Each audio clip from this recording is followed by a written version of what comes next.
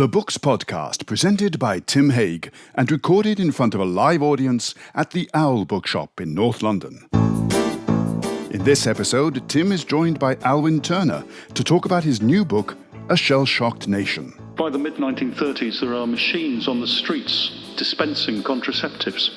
The Daily Express would book the Albert Hall for the evening, and a couple of thousand people would gather with song sheets and would all just sing the songs that they liked. The cenotaph was erected as a focus for Peace Day parades, and then it was going to be dismantled, and that was it. It was a wooden structure painted to look like marble. The first horse race that was broadcast, they didn't cover the last 2 furlongs. Because if you knew who won, you wouldn't go to watch it. I ask you, gentlemen of the jury, is this the kind of book you'd like your wives and servants to read? One striking aspect of the immediate post-war period, I thought, is the trauma was just too great to confront, wasn't it? I was very interested. You talked about the literature of the war, and you know, we all did the war poets. You know, I did it for O level. You know, your Wilfred Owen, your Rupert Brooks, and that crowd.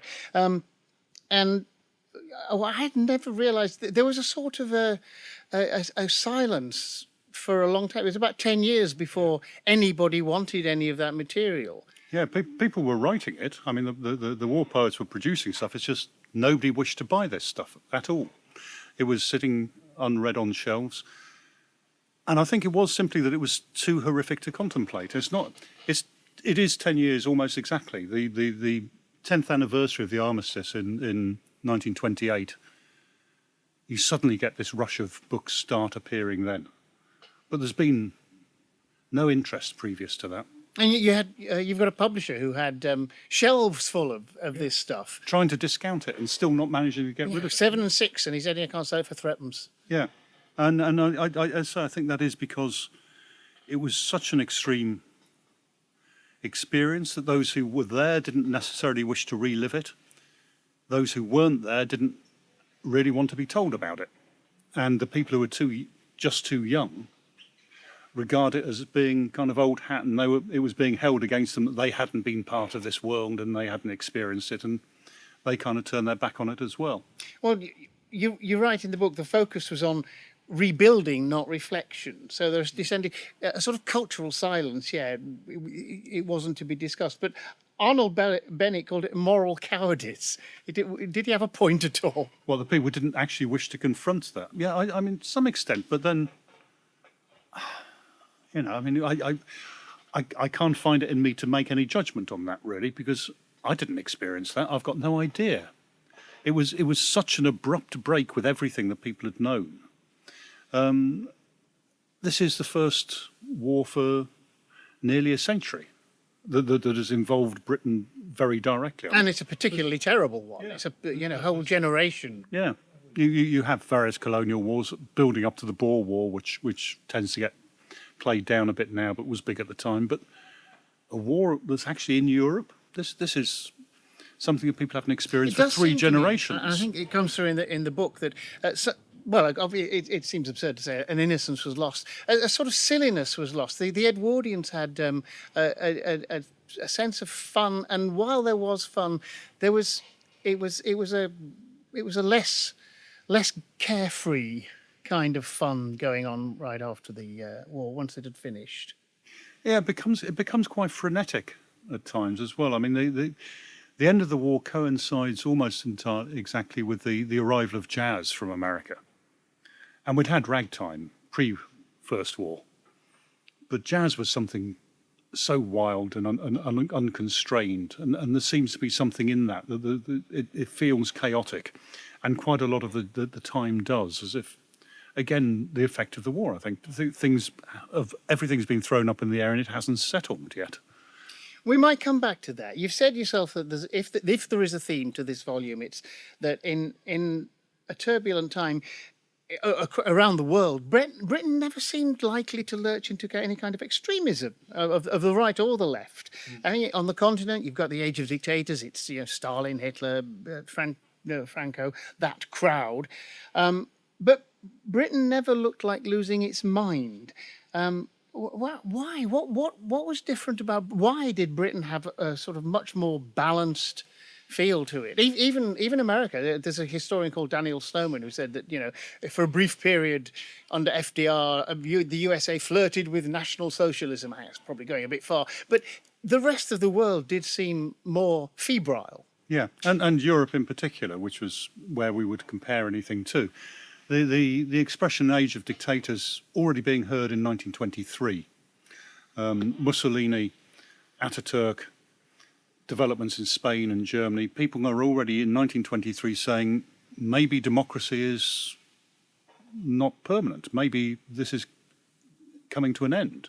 The Russian Revolution as well. And yeah, you've got hanging over it. You've got the spectre of the Russian Revolution, and then as time develops, by the mid-late 1930s, most of Europe has become totalitarian.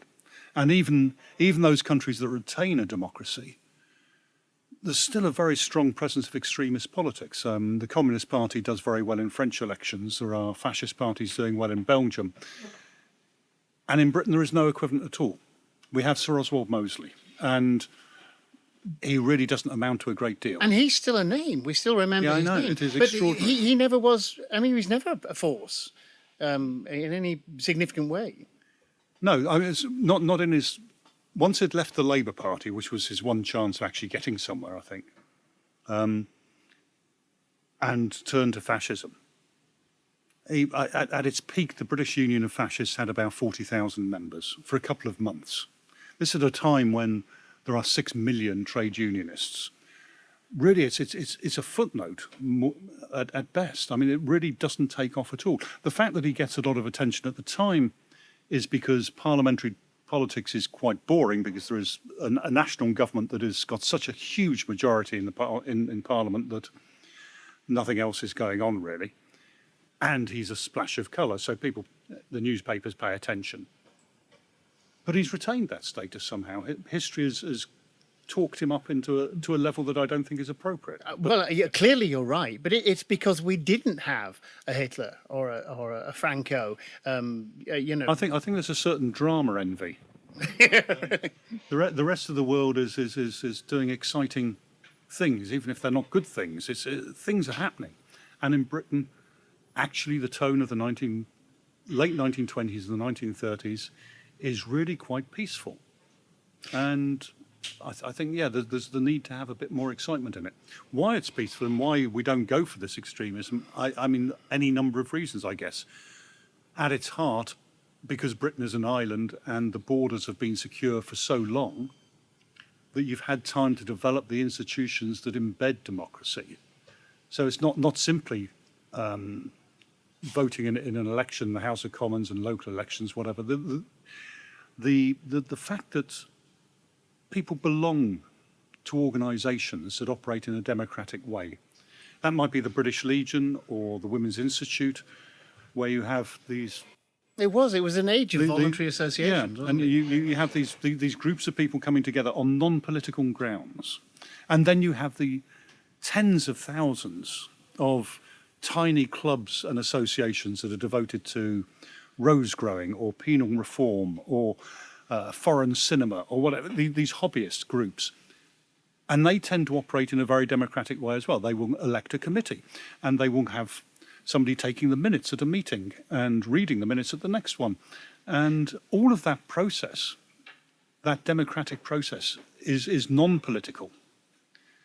But it kind of embeds it into the culture in a much deeper way, I think. There's a bit more sort of what we'd call electoral politics in this book than the previous one. You need necessarily to deal with some of what was going on in Westminster. But I had not really noticed how much of an age of coalitions it was. There were a lot of national governments and coalitions and minority. It was not a time of that we're used to more recently of proper governments with proper majorities. Yeah, I mean, in terms of its parallels with more recently, I mean, you do have a period of 3 years with 4 prime ministers, which is not dissimilar to where we've been. Yeah. And the How same, unlike the home yeah. life of our, yeah. and the same problem that we have now, where you have an electoral system that is intended for two major parties, and then there's lots of other parties trying to join in, and that churn of stuff. It resolves with going back to two parties, but it's Conservative and Labour rather than Conservative and Liberal. But there are times within that where it gets very chaotic. In the 1931 election, there were three separate Liberal parties. There were two Labour parties, plus the Independent Labour Party. But as you say, only one Tory. only one Conservative party. There's no split on the right at any stage, which is obviously different now. But yeah, it is very chaotic in those terms, and yet somehow through that, it doesn't. Once it's settled down after the first couple of years of peace, where things were a bit iffy, it does feel fairly stable thereafter. And the dominant political figure is Stanley Baldwin, who's Prime Minister 3 times and spends several years as the power behind the throne when he's not the Prime Minister. And clearly, he is the person who shapes the politics of the time more than anybody else. Very much so. You tell us that it was his strategic intention to replace the Liberals as the opposition with the Labour Party as the opposition, and he manoeuvred that very brilliantly. How did he do that, and why? I mean, did he just think that Labour were always going to be weaker than a proper Liberal Party? I think he figured that if the Labour Party doesn't become the other party of government, then the Liberal Party is going to take up all of that Labour vote, and it will strengthen the Liberals. Whereas if you resolve it down into Tory and Labour, quite a lot of the Liberals are going to come over to the Tory party. And indeed, it's a Tory-dominated period. There are 6 general elections between the two wars, and the Tories get the biggest share of the vote in every single one of them. They don't always form the government. There are 2 minority Labour governments in there and the various coalitions. But the Tories are always on top in terms of the number of votes. It was a very successful strategy. And some of it is that when the first Labour government was allowed to be formed, it didn't even have a majority of MPs. It didn't even have the most MPs. It was a very small minority government. And Baldwin ensured that it stayed in office as long as he could, and made it more difficult for the Liberals. He was trying to encourage the Labour Party to come into the political process. And part of that was this strategic realignment so that he would get rid of the Liberals, but also some of it is a fear of the disruption that might come from the left in the wake of the Russian Revolution and, of course, the Irish War of Independence, which seemed to have brought revolution onto the doorstep. You had to find a way of making sure that the Labour Party remained committed to parliamentary democracy. And part of that is you encourage them to form a government, even when they don't act, well, particularly when they don't have the power to do anything very much. But you give them the experience of being His Majesty's loyal opposition.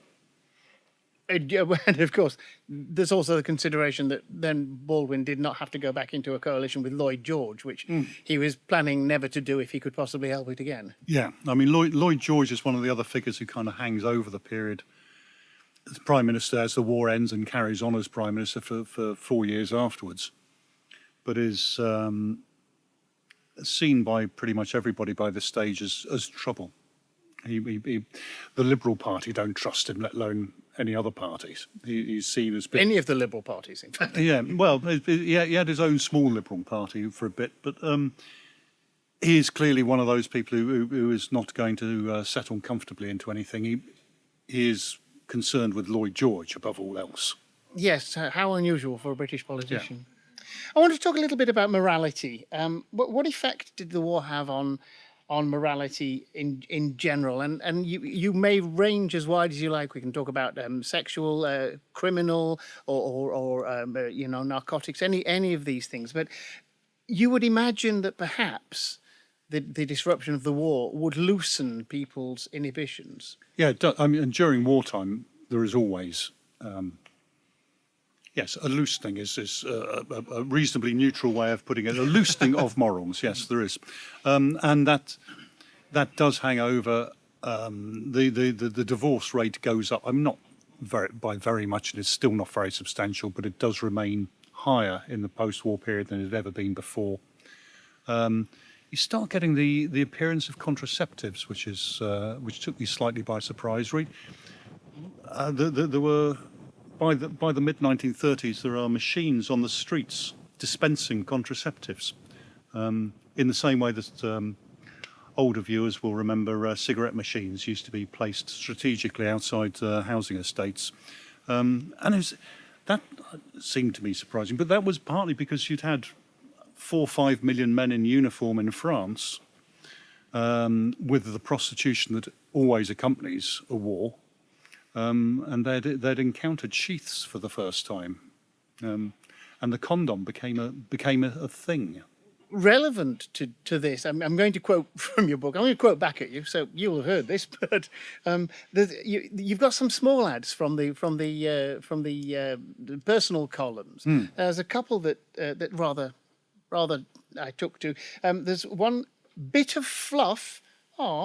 19, very lonely, invites dark, sporty Adam to write to her. Well, I suppose that's fair enough, but I don't think you got that before the war. And there's another one here. 2 breezy boys just back from Japan, experts at having a good time, wish to meet 2 sporty girls. Sporty evidently meant horny at this point. I think that's probably a fair assessment. Yeah. But there was a lot more of that about, and of course there were a lot fewer men. So there would have been women who... That is the biggest change in morality, is you've just lost 750,000 men of marriageable age, many of them married, of course, but this is a huge chunk to have taken out of the population. There is a surplus of young women. There are young women who know now that they are unlikely to find a partner, and not even by getting a sporty Adam to write. Even with sporty folk, yeah. And I think associated with that, you have a rise in the visibility of lesbians, which had not been. I mean, lesbianism had simply not been part of public life at this stage. But well, in fact, I learned from your book that when they tried to make it illegal, they decided not to pursue the legislation because it might give women ideas. Yeah, the assumption was that women didn't know about it. Yeah, but it was the House of Lords rejected it on precisely those grounds. If you talked about it, people would know that it existed, and presumably once you've done that, I mean, all hell will break loose because because once you've tried it, there will be no going back, I guess. I mean, but it was that idea that the women simply hadn't occurred to anybody. It occurred to Gwen Farrow. Who was she? Gwen Farrow was part of a music hall and cabaret act with Nora Blaney, and Gwen Farrow was one of the more out lesbians of the time. And was actually very good. There are recordings that have survived of Gwen Farrow, both solo and with Nora Blaney. She was a good singer. So was it the case then that if you were a lesbian, you could just get away with it because people would not see it happening? I mean, or not see it in front of them as a lifestyle. Yeah, but I think also in certain circles. I mean, this is going to be at a more rarefied level of society. It was relatively open. One of the big obscenity trials of the time was Radcliffe Hall's novel *The Well of Loneliness*, which is a lesbian novel. No description of sex in it at all, but it was still prosecuted for obscenity. There's one moment when they say that night they were not parted, or something. They were not divided. Not divided. Oh. Yeah.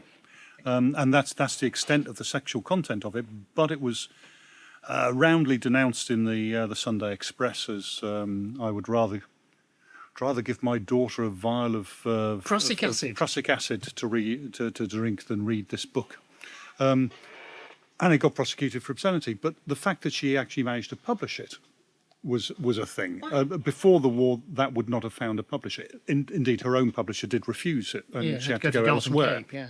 But nonetheless, it did come out. It was published, prosecuted for obscenity and banned. But so why do we not remember that case? I mean, it's always Lady Chatterley, which was 1960, wasn't it? That's the case that we always remember as being the big obscenity. Yeah, and Lady trial. Chatterley, of course, is from this time. It's 1928. But same year. yeah, but not published here because Well, it would really was undoubtedly, yeah. And indeed, the judgment in 1960 was that it was obscene, but that's okay because it's also art, which is essentially what it's gritty, but is it art? a different Act of Parliament had been passed by then. It was much safer. But at the time, it was private publication in Italy only, and then people buying it in Paris to bring home. It was widely sold, as was The Well of Loneliness, as was Ulysses by James Joyce, which also had trouble with people. Yeah, but the thing about Ulysses is nobody read it back then. In the same way as Ulysses was published in 1922, same year as The Wasteland. This is not what people were reading. And when I look back, and you mentioned some of the writers, on the whole, they've disappeared. I mean, you can still find Bulldog Drummond and Fu Manchu if you want to, but those books seem to have sunk in a way that, for instance, the children's literature of the time didn't. The Millie Molly Mandys and the Richmond Cromptons and things. It is an extraordinary time for children's literature. I was going to say that it has survived into the present age, but then I realised that it's not 100 years, it was 50 years ago that I was reading them. So maybe they haven't survived this long. Winnie the Pooh is still with us, and Dr. Dolittle is probably still in print. I think so, yes, yeah. Enid Blyton was starting to write in this time. And nobody stopped her. No, harsh. You get Tolkien was writing. Tarka the Otter comes out. I mean, it was a great period for this. For children's books, yeah. But not on the whole for adults' literature. In terms of material that has lasted, I mean, Agatha Christie is the obvious exception to that. It was a great time for book sales. I mean, record levels of book selling at this stage. So it was, reading was a big deal, and inevitably with a lot of that, what happens is things that seem to be incredibly popular die out. The thrillers that I like and the detective stories that I like I was going to ask if it was a chore to much. have to read those books, or did you dive in with a shriek of glee? Yeah, no, this is the stuff I like. This is trashy popular literature. Of the time. Preferably forgotten, yeah. Yeah. And then there's the excitement of rediscovering it. And there are, some of the writers, I mean, this is the peak era of P.G. Wodehouse, John Buchan. I don't think John Buchan's very good either. I'm not a fan of John Buchan. I don't think he's very good. Well, you're wrong. Oh. I stand corrected. You haven't read Hunting Tower? No, I haven't. Which is his best book. Yeah. I read the 39 Steps and said no more. You see, the 39 Steps is not one of his better books. It just is because it was a movie. That's the one that got remembered. It seems to me that the lineaments of the modern age are in this period in many ways. We can see things coming through. And I want to start, obviously, with the BBC. The BBC is a transformative thing in British life. And it's founded in, 1922, yeah. Strikingly, and we'll talk about what it means and how it changed things. Strikingly, they've built. It's only 10 years later they move into Broadcasting House, which took 4 years to build. So within 6 or 7 years, the BBC knew that they were going to be an institution. That seems to me incredible. I mean, the League of Nations, you tell us, built a big fancy headquarters in Geneva, and by the time it opened, the League of Nations had collapsed. Yeah, they never moved in. No, it was taken over by the United Nations. The BBC is there already, almost immediately, essential to the nation. How did that happen? Its growth is remarkable. I mean, it starts as a private company, which I think is an important bit of it. But the first 5 years first 4 years rather, is a private consortium of manufacturers of wireless sets, of the radio sets themselves. They want to sell the hardware, and they have to have content, as we would now say. And so they invent the BBC, the British Broadcasting Company, in order to provide the material that would be broadcast that will tempt people to go out and buy the sets. Get a a monopoly from the government on broadcasting, and it grows remarkably swiftly. By the end of the 1920s, there are 3 million radio licenses, which worked on the same system as a television license now. You have to have a license to own the set. 3 million licenses by the end of the 1920s. By the end of the 1930s, it's 9 million, which is virtually every house in the country. You have one national radio station, which is then supplemented by one local station in most areas. And it has a cultural dominance that I don't think has ever been experienced before or since, because it has absolute monopoly on this stuff, apart from the what are referred to at this stage as pirate radio stations coming in from Europe. Radio Luxembourg does quite good business on a Sunday when the BBC is being very boring. But it is the excitement of the time. But the radio takes over. It's even transformed British life much more, for instance, than the television did, didn't it? Because the radio puts the family there, sharing a national experience. And okay, television did as well, but we'd already got used to having the BBC in the corner of the room. Yeah, no, the radio is a genuine break with anything that's happened in the past. Television is a development of it. And it is a different way of experiencing culture. Things have started to change at the end of the 19th century with the invention of film and with recorded sound. The idea that you now have performances that are fixed and that are not dependent upon an audience, that's entirely new.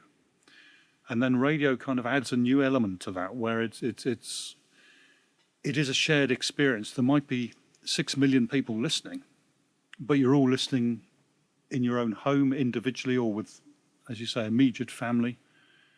It's a completely different way of experiencing culture altogether. And it's still something that the performance is not dependent on an audience. Although it's not recorded, it's broadcast live.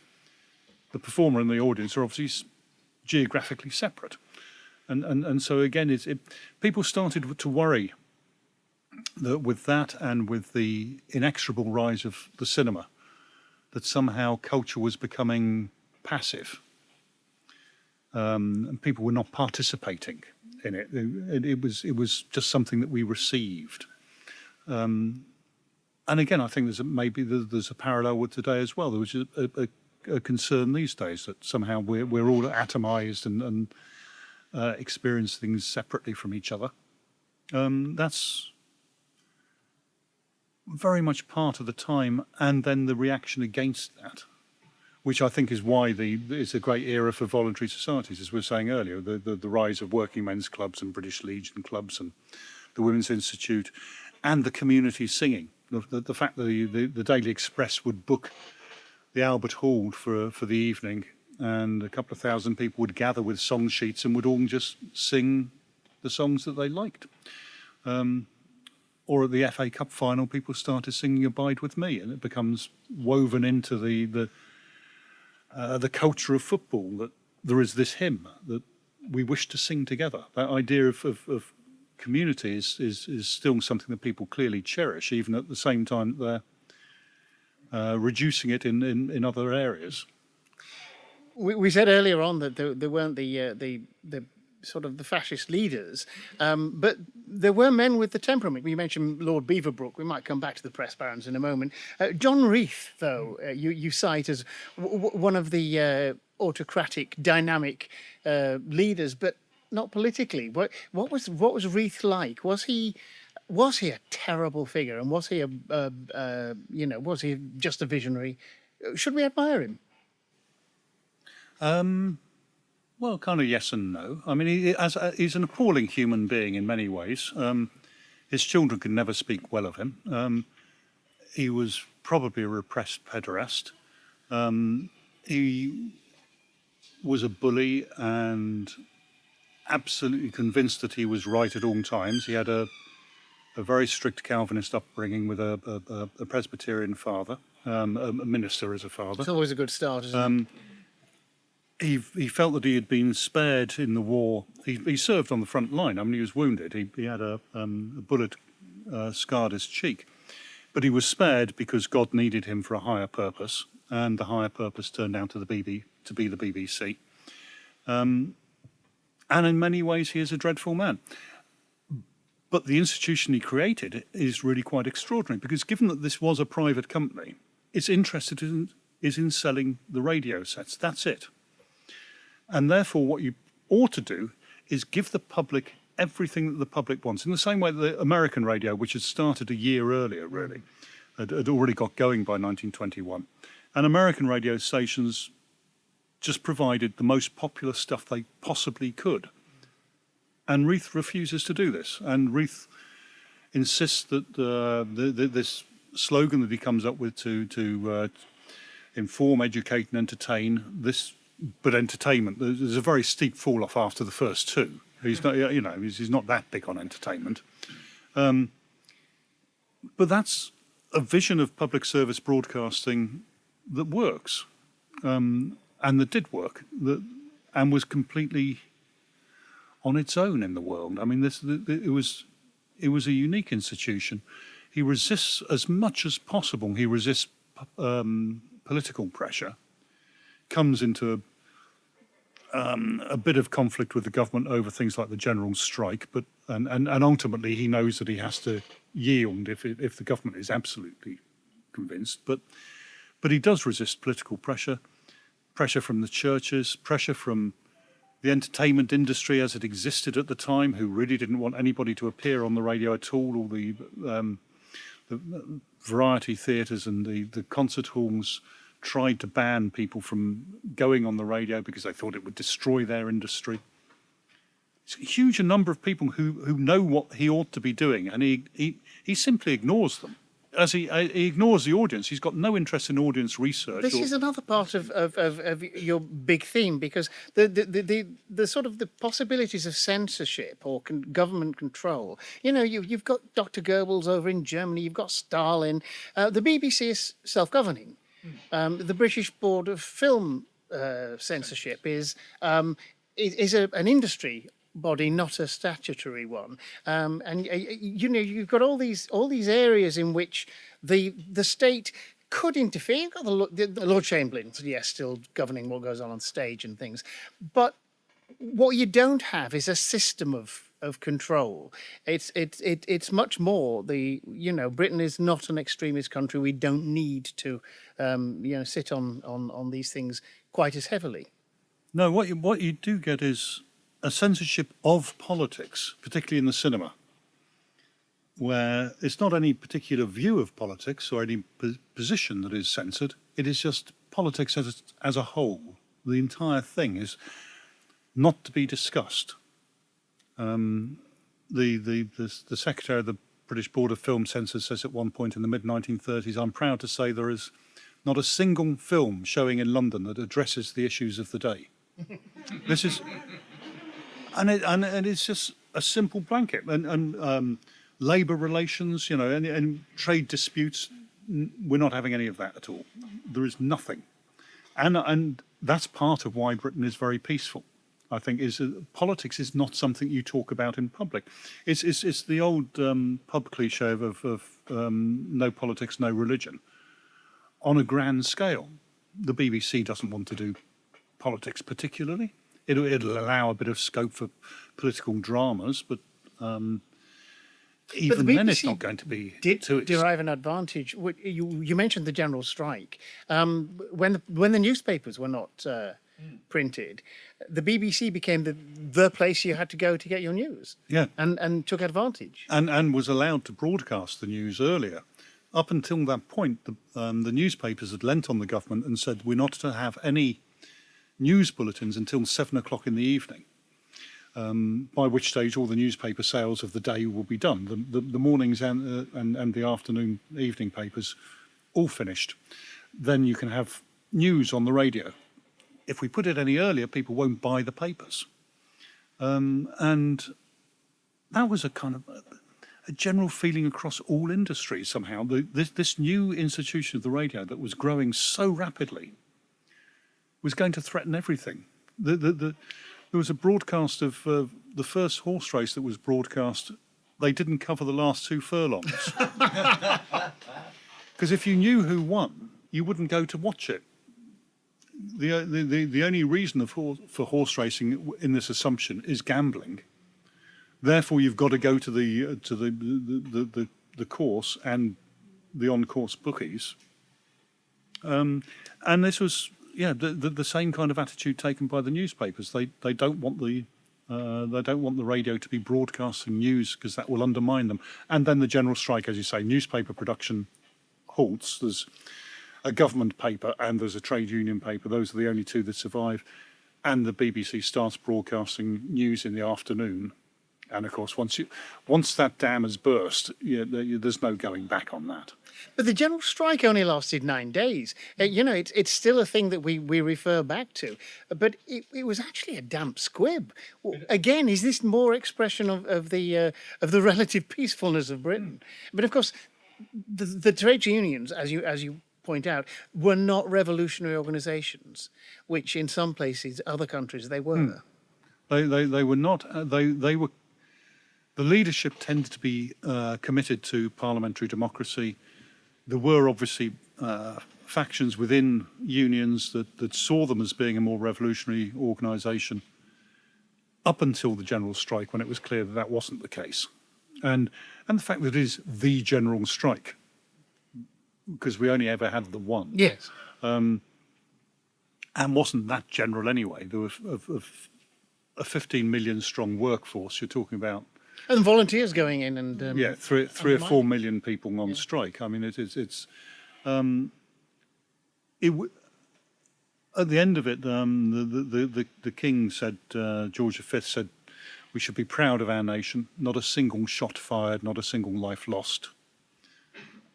And there's obviously a danger of complacency in that, but it is true nonetheless. Troops were used to unload ships, but that was it. They weren't. And there were scuffles. There were the stones thrown. The Flying Scotsman was derailed at one point during the strike, but there was virtually no violence. It was a very peaceful operation, and as you say, it only lasts for 9 days. The TUC gave in. We've talked about the aftermath of the Great War, but of course, what bookends this period is that there was a second leg. There was a return fixture. I think you should have said spoiler alert at some point. I mean, some people haven't read it. They don't know what's going to happen. Oh, they will. They'll find out. So, what I'm saying is that it must have been apparent to some people, and surely everybody, as the 30s wore on, that the next war was coming. I've got two questions. One, am I right about that, or were people blissful and unaware? And secondly, did the abdication crisis create so much oxygen that it drew attention away, and did people not notice as much as they might have done? I'm not sure about the abdication, because I mean it was fairly rapidly resolved. I mean, well, people knew once it was published in British newspapers that there was an issue. From there to the replacement of Edward VIII by George II, you're talking about a week or two. I mean, it was over and done with, and the waters kind of closed over. I'm going to take that as a no. Yeah, but clearly the international situation was growing more and more unstable. Not simply in Europe. There was the Italian invasion of Abyssinia. Things were starting to fall apart. I think there was, for most people, there was still this belief that it didn't necessarily involve us. Britain is really quite an insular place in these 2 decades. It's not interested much in what's happening in the rest of Europe. It is content to read its John Buchan thrillers and its Agatha Christie detective stories and go to the movies.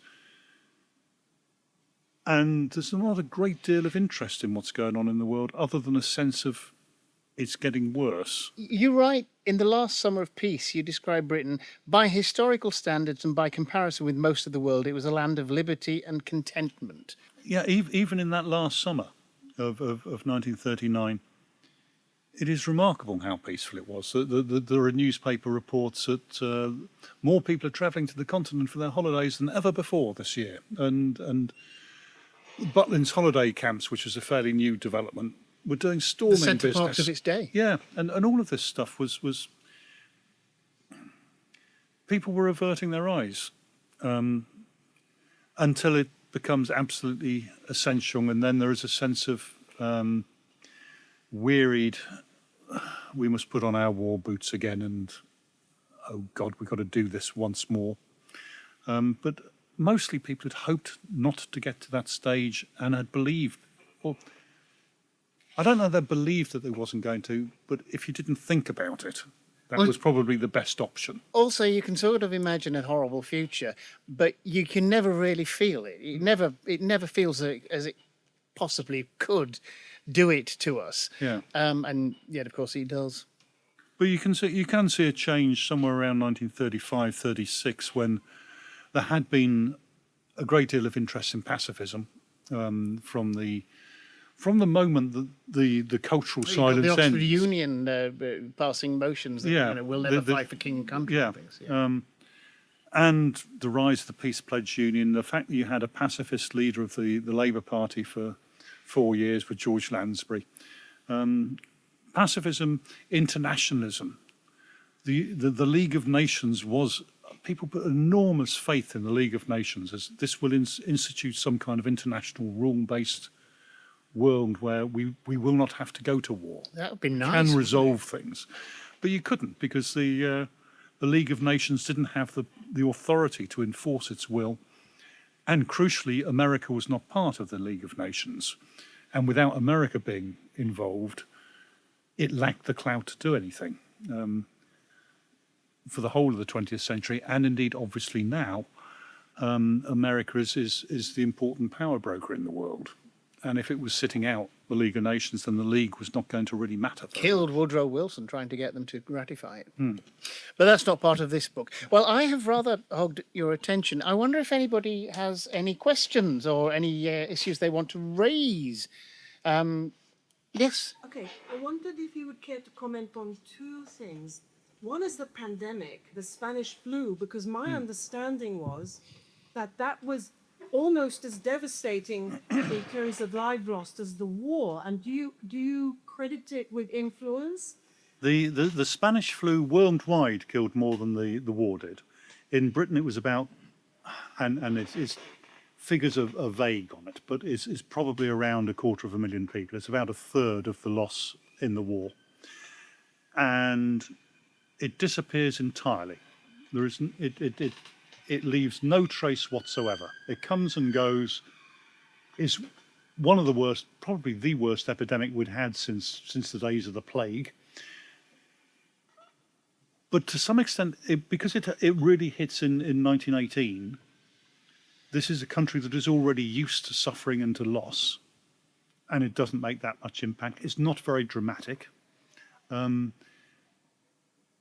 And people don't want to remember it. And I during the lockdowns in 2020, I was reading a great deal of the detective stories from this period. And then when I was writing this book, I read a great deal more literature from this period. It is startling how rarely flu is mentioned. I think I found 3 novels where a character dies of flu, and it takes a sentence, 2 sentences to get rid of them, and that's it. There is, whereas virtually every detective novel from the time and most of the rest of the literature, endless references back to the war. You have people with shell shock is a standard feature of the literature. Spanish flu, nothing at all. Anthony Burgess said in his autobiography that he was a baby and his father came home and heard him crying, and all his family were dead of the flu, and he would have starved to death if his dad hadn't got back. But then again, Anthony Burgess was a liar, so I don't think we can necessarily trust it. But yeah, not that. Anybody else who would like to ask a question, please? Immediately post First World War, yes, you get lots of feelings and thinking through the literature. But for example, my grandmother had 3 men. My father was 18 at the outbreak of 39. And she had lost her only brother in the First World War on the Somme. So there were lots of people who were absolutely dreading it and realizing that it was going to come from the early 30s. But of course, they're not there to ask Yeah. what it was like. But I know that's what she felt. And because the First World War had involved so many people, and there's virtually not a family in the country that's not touched by this one way or another. And if it's not your immediate family, it's going to be your neighbour. The horror of that was certainly there.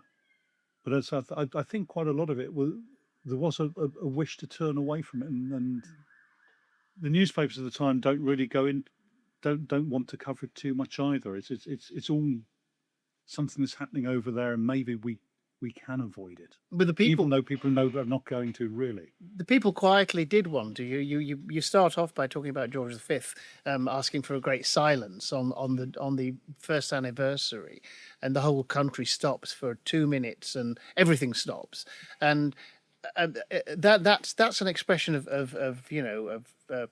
sort of deep, the grief and all of that. After that, they start institutionalizing it and putting in services and cenotaph and things. The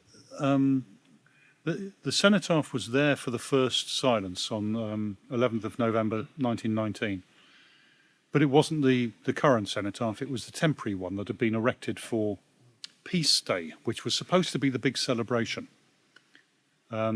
Peace Day marked the signing of the Treaty of Versailles. The war is now officially over, and that is what is going to be marked. The government is very clear that that's the big day. And the cenotaph was erected as a focus for Peace Day parades, and then it was going to be dismantled, and that was it. And there was a massive outcry from the public demanding that the cenotaph be kept and that should become permanent, because it was a wooden structure painted to look like marble, but it should be replaced with proper marble. And the government finally concedes that that's going to be the case, and then says, yeah, but it shouldn't be there in the middle of the road. It will just disrupt the traffic. How about if we put it over by Westminster Abbey? We could have it there. There is this wish to diminish that side of it and the spontaneous element, which really comes through on the first time that Armistice Day occurred on a Sunday. The government's response was, well, in that case, we don't need to have a service at the cenotaph, do we? Because we're going to have a service in Westminster Abbey, and it will be proper. And again, there is a massive national outcry. I mean, there's local newspapers all over the country saying, well, you can't do this to us. The cenotaph is where we wish to grieve on this one day. You all know what cenotaph means? It's empty tomb. From the Greek, I gather. Any more questions? Yes, lady, and then gentleman. Lady. You said that people sort of averted their eyes after war. Just wondered what that meant to Birdson's military capabilities then, when it came around as the next war. There was an official government policy, the 5-year rule, which said that we will not go to war. We do not anticipate going to a major European war for the next 5 years. Therefore, we don't have to spend very much money. And it was a rolling rule, wasn't it? And it then got renewed. Interestingly, it was Winston Churchill who instituted this when he was still a Liberal. And defence spending was cut, or military spending, as they would have called it. The euphemism of defence had not yet been invented in that sense. But military spending was cut relentlessly up until about 1935, and then suddenly a sense of, oh dear, we're going to have to do something, aren't we? And then there's this rapid attempt to start manufacturing as many aeroplanes as particularly planes. This was the great feeling that it was going to be an air war. Well, the effect was Dunkirk, I guess. Absolute disaster. Military humiliation on a scale that Britain had never experienced before in its history. Rather than splendidly then turned into a propaganda victory of look how the small boats snatched all these people out of the Nazi grasp, and it becomes, the Dunkirk myth becomes very, very important. But the fact that it happened and then was followed by the fall of Singapore, which was the second greatest humiliation in British military history. I mean, the first years of the war were absolutely disastrous, and a lot of that was the lack of preparation. Yeah, and if Britain had stood firm on Czechoslovakia in 1938, as opposed to reaching the Munich Agreement and the, which has been attacked ever since, it would have simply been worse. I mean, at least Munich was a shameful betrayal of the Czechoslovak people, but it did at least buy another year. You write in the book that Chamberlain came back waving the piece of paper, but that he knew that it was worthless, and he just wanted to have perfidy. He wanted a paper trail for the. Yeah, so essentially that when Hitler breaks his word, we'll be able to show. I'm not entirely sure what that was going to achieve. I mean, I think it's hard to shame Hitler by this stage, and you've done a U-turn. It wasn't quite adequate. Well, I am going to say, Alwyn, thank you very much. This book, as you can tell, I learned a lot because I've been telling him back to you. But I strongly recommend it, and I believe it's for sale. Alwyn, thank you very much. Thank you, and thank you. The book is A Shell-Shocked Nation, written between the wars, written by Alwyn Turner, and published by Profile Books at £25. This has been the Books Podcast, recorded in front of a live audience at the Owl Bookshop in North London. If you have any comments or questions, please email Tim on tim@bookspodcast.com, Twitter @bookspodcast, and Facebook @bookspodcasttim.